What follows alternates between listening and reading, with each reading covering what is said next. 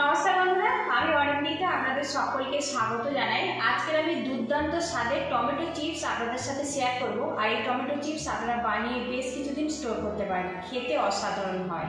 আমি কিভাবে বানাচ্ছি পুরো ভিডিওটি দেখার অনুরোধ রইল, আশা রাখছি ভালো লাগবে।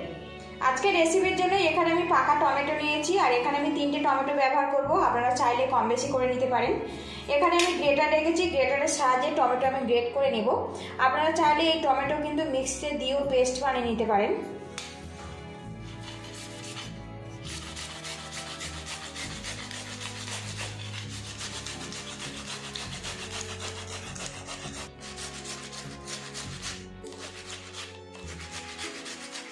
আর আপনারা যখন এই রেসিপিটা বানাবেন অবশ্যই কিন্তু পাকা লাল টমেটো নেবেন, তাহলে কিন্তু পারফেক্টভাবে তৈরি হবে।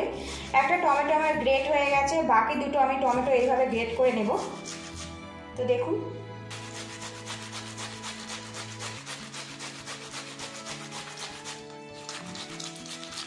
এখানে দেখুন টমেটো আমি গ্রেট করে নিয়েছি। এখানে আমি একটা ছাঁকনি নিয়েছি, ছাঁকনির মধ্যে গ্রেট করা টমেটো আমি নিয়ে নেব। এবার এই টমেটো গ্রেট করা আমি একটু ছেঁকে নেব।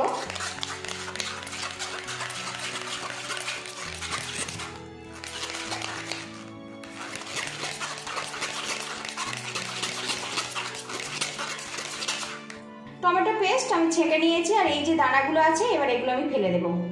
এবারে এর মধ্যে দিয়ে দেবো 1 চামচ পরিমাণে ঝাল লঙ্কার গুঁড়ো। এবারে এখানে একটু বেশি পরিমাণে রেড চিলি পাউডার দেব। এবারে এর মধ্যে দিয়ে দেবো গোলমরিচের গুঁড়ো, দিয়ে দেবো স্বাদ মতো লবণ। এবারে এটা ভালো করে মিক্স করে নেব। এদিকে দেখুন মিশ্রণটা আমার রেডি হয়ে গেছে। এবারে এই টমেটোর মিশ্রণের মধ্যে আমি দিয়ে দেবো আটা। অল্প অল্প আটা দিয়ে একটা শক্ত করে ডো বানিয়ে নেব। এবারে এর মধ্যে দিয়ে দেবো 2 চামচ পরিমাণে সাদা তেল। এবার এটা হাত দিয়ে ভালো করে মাখিয়ে নেব।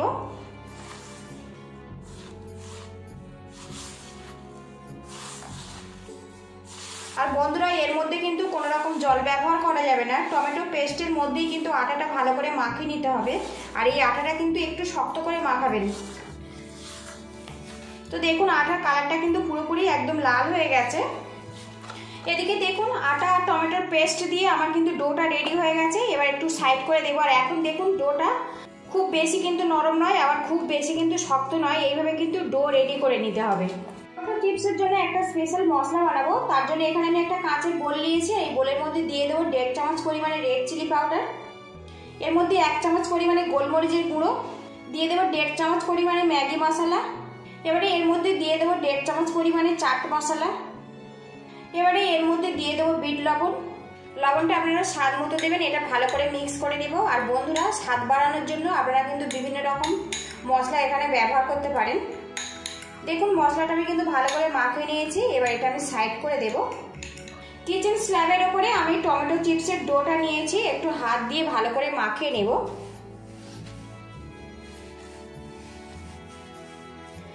এবারে এখান থেকে ছোট ছোট করে লেচি কেটে নেব।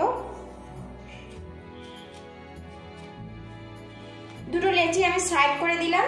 এবারে সামান্য একটু আটা ছড়িয়ে দেব, দিয়ে এই লেচিটা আমি পাতলা করে বেলে নেব।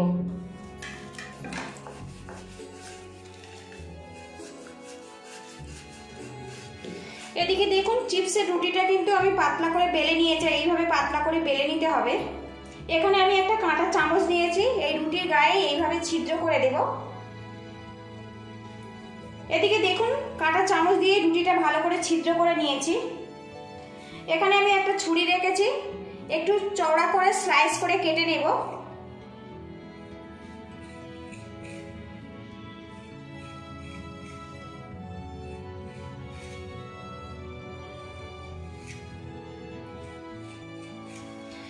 এবার এই সাইডের গুলো আমি একটু বাদ দিয়ে দেব,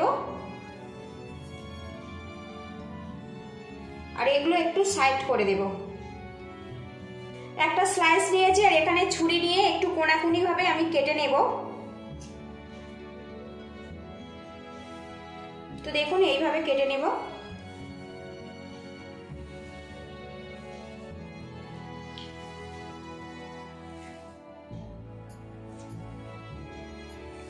আর একটা স্লাইস নিয়েছি, এইভাবে কেটে নেব।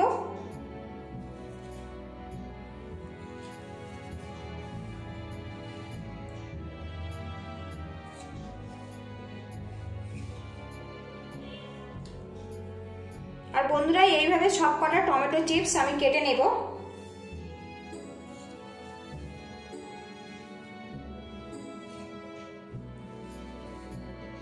দেখুন সবগুলো চিপস কিন্তু আমি কেটে রেডি করে নিয়েছি, আর এইভাবে কিন্তু রেডি করে নিতে হবে।